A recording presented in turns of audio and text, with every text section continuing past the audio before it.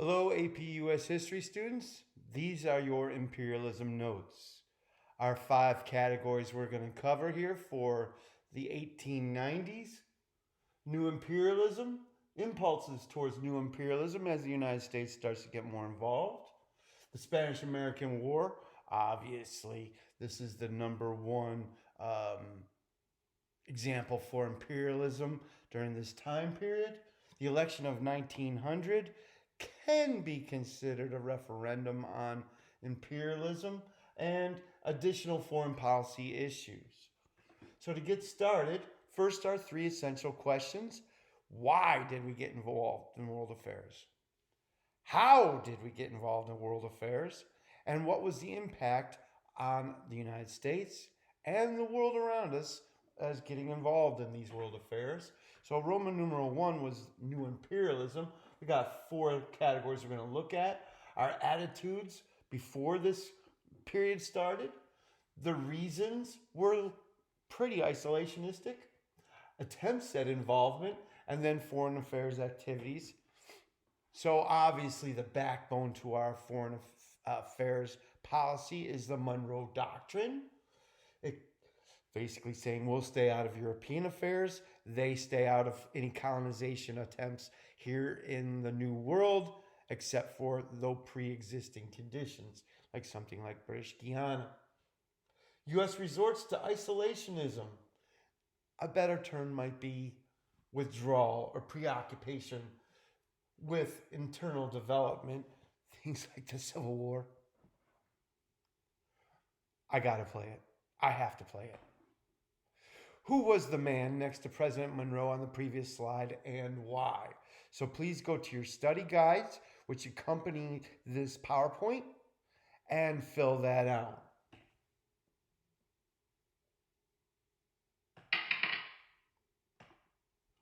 Reasons for these attitudes. So we got 8 reasons that we had pretty much stayed to ourselves up to this point. Taking a look at them, number 1, continentalism, a belief that you shouldn't expand past your own natural borders. Second, the hardcore belief comes from the very roots of our colonization and revolutionary period, the consent of the governed. People should be able to rule themselves. Third, George Washington, Jefferson's advice: avoid entanglements. No entangling alliances. No entangling alliances. Avoid military appropriations. Let's take a look at that word appropriations. It can come up quite often. Appropriations, otherwise meaning money. Militaries cost a lot of money. If you look at the Appropriations Committee in Congress, this is the most powerful of all the Senate committees. This is where the money is talked about. I should say the House. Avoid absorbing alien races. Of course, here's that nativism, racism. We look at the Chinese Exclusion Act. I mean, come on. Domestic growth. We're growing domestically. Don't have the resources to grow beyond our borders. And then the frontier closes and that all changes. Obsolete Navy. Goodness, I think our Navy was behind Chilean Navy in strength. And natural protections. Who are our 2 best friends throughout history? The Atlantic and the Pacific. Oh, one thing I did not look at real quick. Natural protection also, besides the oceans. I mean, our neighbors are Canada and Mexico. Not exactly the most aggressive or threatening of countries. So we didn't have to have this huge military. Between Canada, Mexico, Atlantic, and Pacific, we had it made. Now, where do these attempts at involvement begin? Well, Secretary of State Seward, after Lincoln, he's under Johnson. He will have interventions in Korea. Purchase of Alaska, the Seward's Folly. Acquisition of Hawaii in 1898. Remember, Hawaii has nothing to do with the Spanish-American War, even though it's in the same year. Easy way to remember this: they don't speak Spanish in Hawaii. and the Caribbean acquisitions that we have during this time period. We do have other attempts, some not nearly as successful as others. Annexation of Santo Domingo. Talk about taking Canada. Intervention in Cuba. Naval stations in Samoa and naval harbors in Haiti. We were starting to get involved, as this map starts to indicate. Take a look. We're getting around. Now again, not the biggest places you ever heard of. Jarvis Island, I'm sure you never heard of it. But when we think about future military and protecting our commerce routes, these make a lot of sense. You need coaling stations, places to fuel your navy and your commerce ships. If you want to do trade with the massive amount of customers or this huge Asian market. There's Seward's Folly, nickname given to Seward's purchase of Alaska, mocking his purchase. Seward's Iceberg. What are you thinking, Seward? I guess he's got the last laugh today. So, now click on this link, go to the study guide, you will find it, and that'll take you to an Ed puzzle on Alaska and Hawaii purchase. Complete that Ed puzzle now. So now looking at letter D under New Imperialism, Foreign Affairs activity. Let's sum up all the major turning point foreign affairs events that get us involved up until the Spanish-American War. And then here they are listed. Pan-American conferences, seal slaughter, money, Italian lynchings, Chilean crisis, Venezuela, Samoa, and Hawaii. So first let's look at these Pan-American conferences. Whenever we're talking Pan-American, we're talking Central and South America included with North America. Pan-American, all Americas. Now look who's in charge. Secretary of State James G. Blaine. You might remember he was eminently qualified for the position of president, had all the qualifications except for honesty.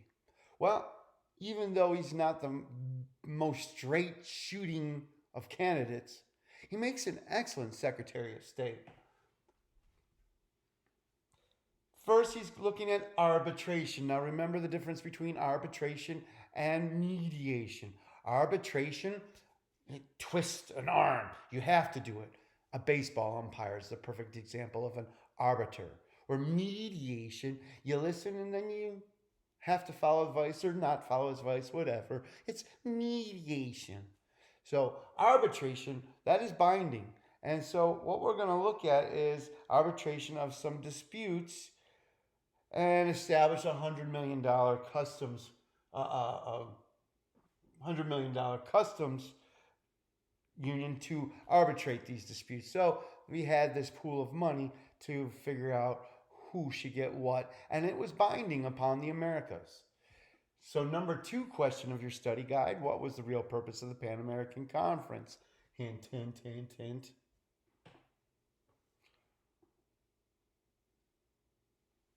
Hint, hint, hint, hint.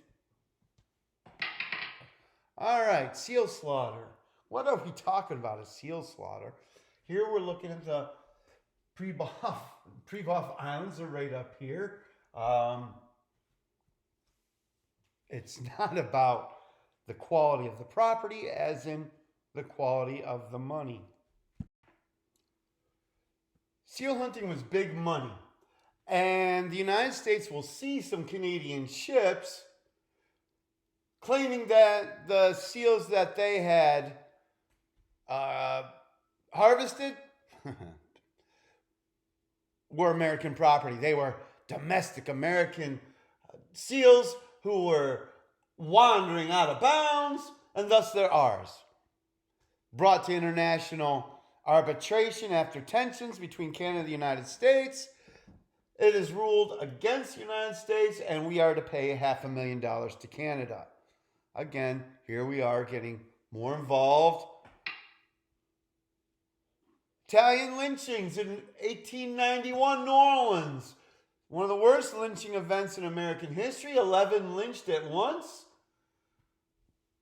The murder suspects who did the lynching got off. When it was announced, the crowd went wild.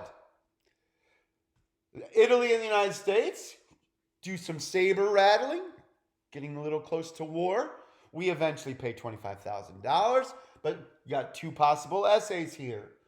Not just foreign policy. And if you take a look at your next exercise, look to your PowerPoint, the study guide, and answer this after reading the story of the New Orleans lynching.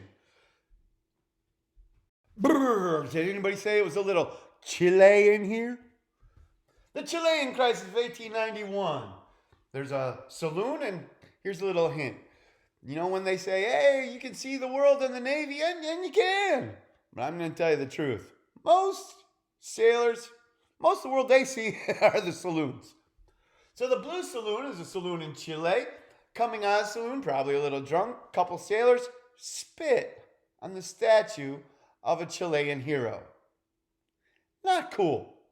Well, you can see that's going to cause some problems. 2 American sailors are killed. War is possible. And remember, our Navy, it's about the size of Chile's, maybe even a little smaller. So here's the story about what happened at the True Blue Saloon, also known as the Baltimore Incident. West Coast seen as vulnerable, but Chile is called wrong, and they have to pay $75,000, especially after President Harrison rattles a few sabers. Venezuela. This is the most important one of these items coming up for foreign policy-wise. This is where we're put on the big stage. Here you got British Guiana. You're going to have a border dispute between Britain and Venezuela. It looks like it might even come to war, breaking which doctrine? So boundary dispute is going to be settled by the United States, where Britain is forced into arbitration, since they got a lot more pressing problems over in Europe at this time. And so they agreed to this arbitration, enhancing the Monroe Doctrine and the United States' status on the world stage. So, your next assignment. Read the hyperlink on the Venezuelan crisis and then answer why it's a turning point. Samoa. One of my favorite places to dream about going in the world. U.S. attains naval rights in 1878. Remember, location, location, location. It's all about having coaling stations. Also a jump-off point for commerce. Places like China, Philippines, etc. Germany attempts a takeover. Remember, Otto von Bismarck, they're Johnny-come-latelys. They need some new real estate, and they need location, location too. They would love to have a coaling station on that part of the world. By 1887, it was said there was new conspiracy every day in taking over Samoa. And in 1889, literally, German and American warships face off. But who wins? Well, the biggest bad beep in all planet Earth, Mother Nature. Hurricane will sink 6 ships, and 1 British ship will make it out to sea. The 3 powers after this can take a hint, and they will divide Samoa up into 3 parts. This is a pickle, George. This is and a you pickle. can see American Samoa right here. And the place that I want to ever go to one day will be the island of Pago Pago. But here's where you got the division. Treaty of Berlin. Of course, Germany will lose those islands after World War I. Very special quote here.